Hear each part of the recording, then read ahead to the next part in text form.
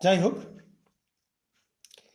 এবার আমরা এই মিক্সচারের মধ্যে যোগ করে দেবো এই লাল বর্ণের তরলটা।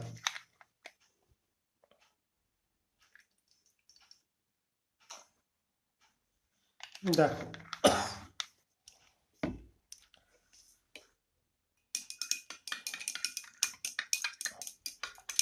একটা সুন্দর লাল বর্ণের তরলে পরিণত হলো পুরোটা।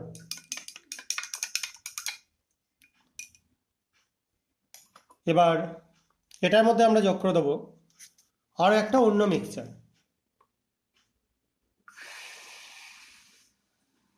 দেখতে পাচ্ছ?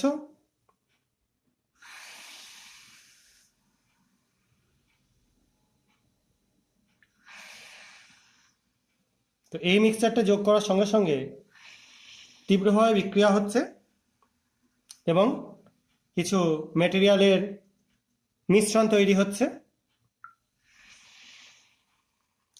এবার দেখো